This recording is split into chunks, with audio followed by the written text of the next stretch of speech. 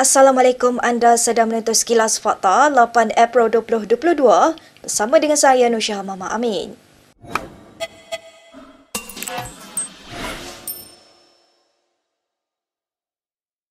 Majlis Presiden Pakatan Harapan menuntut sidang khas kedua bagi meluluskan rang undang-undang anti lompat parti ditetapkan pada Isnin ini. Perkara itu dinyatakan dalam kenyataan bersama parti komponen PH daripada PKR, DAP, Amanah dan Pertubuhan Kinabalu Progresif Bersatu UPKO hari ini. Dalam kenyataan berkenaan, PH menggesa Menteri Bertanggungjawab turut menyatakan dengan jelas di Parlimen apakah prinsip asas undang-undang yang bakal dibentang dan diluluskan. PH juga mengulangi pendirian bahawa meluluskan RUU itu merupakan antara syarat utama dalam MOU mereka dengan kerajaan. Terdahulu, Kabinet tidak mendapat kata sepakat, malah tidak bersetuju dengan pembentangan RUU berkenaan yang sepatutnya dibentangkan pada Isnin depan. Perkara itu dimaklumkan oleh Menteri di Jabatan Perdana Menteri, Parlimen dan Undang-Undang, Wan Junaidi Tuanku Jaafar semalam. Namun Wan Junaidi menjelaskan sidang khas Dewan Rakyat akan diteruskan dengan pembentangan pindaan perlembagaan bagi memudahkan RUU tersebut dibentangkan pada masa hadapan. Baik, sementara itu PAS berpendapat penggubalan RUU anti lompat parti tidak perlu dilakukan secara kopoh.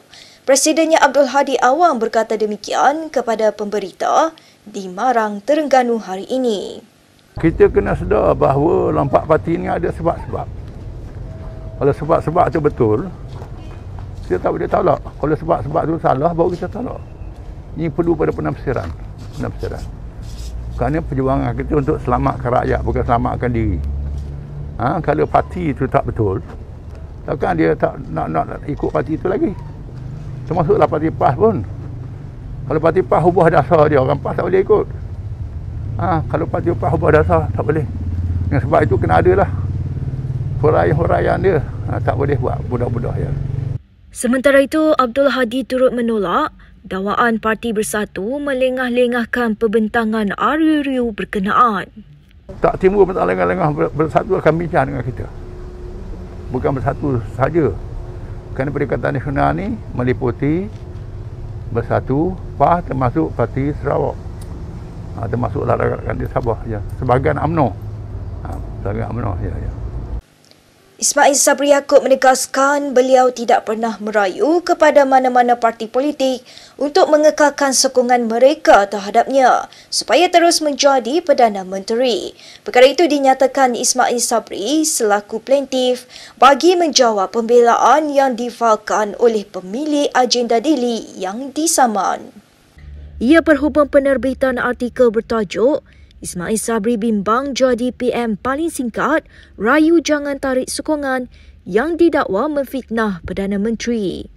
Ismail Sabri mendakwa beliau percaya bahawa pemilik agenda Daily itu tidak hadir pada ceramah yang diadakan di Dewan Konvensyen Majlis Daerah Bera pada 29 Januari lepas.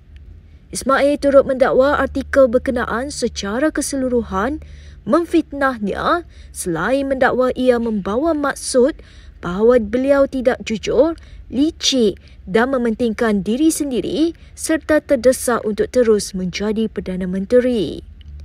Dalam pada itu, Ismail berkata pemilik agenda Daily itu telah gagal menjalankan kewartawanan bertanggungjawab ketika menerbitkan artikel itu. Terdahulu, akibat daripada penerbitan artikel itu, Ismail Sabri mendakwa reputasinya sebagai seorang ahli UMNO dan sebagai Perdana Menteri telah tercemar dan telah menyebabkan emosinya terganggu. Kita ke perkembangan berikutnya. Setiausaha Agung PKR Saifuddin Nasution Ismail akan bertanding pada pemilihan parti tanpa sebarang cai atau kem. Saifuddin berkata dia terbuka untuk bekerjasama dengan semua orang dalam parti dan bukannya mempunyai puak sendiri. Saifuddin ditemui di Hotel Hilton Kuala Lumpur semalam bersama beberapa pemimpin tertinggi Pakatan Harapan untuk pertemuan dengan Menteri di Jabatan Perdana Menteri, Parlimen dan Undang-Undang, Wan Junaidi Tunku Jaafar, berhubung perbentangan rang undang-undang anti lompat parti.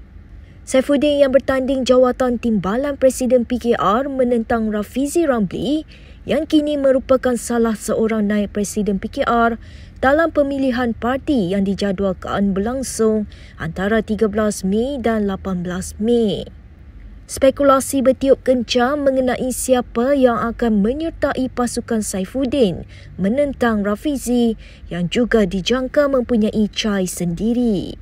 Saifuddin ketika ditanya sama ada pemilihan parti tahun ini mungkin seperti 2018, dia menafikan sekeras-kerasnya persepsi itu. Pada 2018, pemilihan parti PKR telah menyebabkan perbalahan antara dua kem apabila Rafizi mencabar timbalan Presiden parti ketika itu, Azmin Ali. Saifuddin turut memberi jaminan sekiranya dia kalah kepada Rafizi, dia akan terus berkhidmat kepada PKR. Bila nak bergambar ni, bermacam-macam ragam dia. Semua dah bersedia? Amin pula. Baju pula sama dengan dinding. Perhatian! Tahun ni, dinding kena cantik, gambar kena asyik. Jom, cat! Bukan cantik je, selamat pun penting tau. Jadi gunalah ni pempin Virus Guard, terbukti efektif menentang virus dan bakteria. Macam inilah baru seronok. Amin, cepat! Kita nak ambil gambar ni. Nippon Paint Virus Guard, perlindungan untuk sisi keluarga. Berita seterusnya. Kerajaan bersetuju menangguhkan penguatkuasaan pewartaan perakuan standard pelitup muka tanpa perubatan kepada 1 Januari tahun depan. Menteri KPDN HAP Alexander Nantalingki berkata, penangguhan itu dibuat selepas mengambil kira maklum balas dari orang ramai. Terdahulu, kerajaan mewajibkan pengilang dan pengimport pelitup muka bukan perubatan untuk memohon pensijilan dan pelabelan SIRIM mulai 4 Julai. Keputusan itu sebelum ini menyebabkan rata-rata pengguna menyatakan kebimbangan kepada kenaikan harga pelitup muka bukan perubatan dan kompaun. Dalam satu kenyataan di Facebook, Alexander menjelaskan SIRIM sudah memberi jaminan kos penandaan yang rendah akan dikenakan ke atas pengilang dan pengimport yang tidak menjejaskan harga jualan runcit.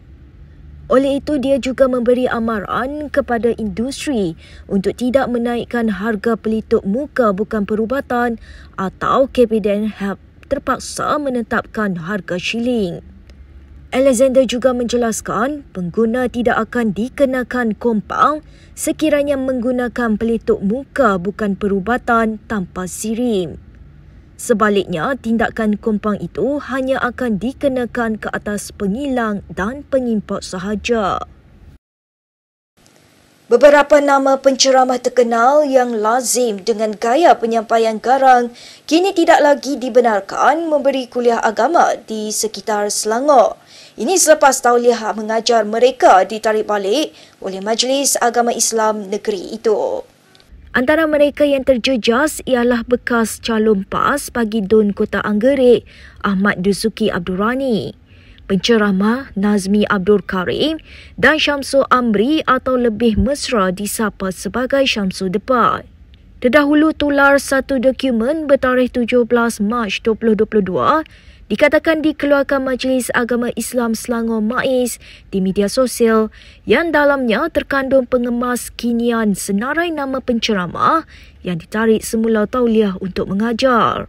Ahli Dewan Undangan Negeri Meru Muhammad Fakhrul Razi Muhammad Mohtar yang namanya juga turut tersenarai mengesahkan kesahihan dokumen terbabit ketika dihubungi Malaysia Kini.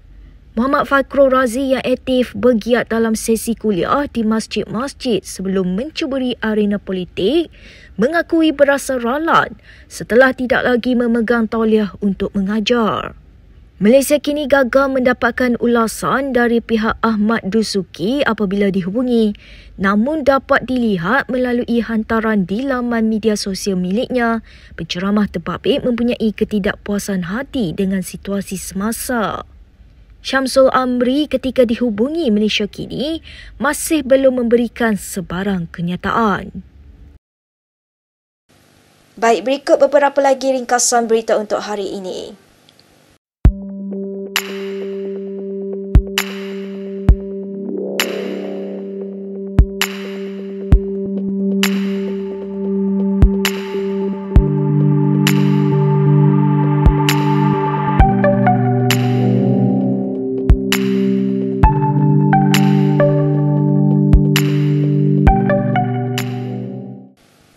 Sekian sahaja daripada saya, Nur Syah Mama Amin untuk Sekilas Fakta. Untuk lebih banyak berita, anda boleh melayari kinitv.com. Anda juga boleh mengikuti kami di Instagram, Twitter, YouTube dan Facebook. Salam hormat dan selamat berhujung minggu.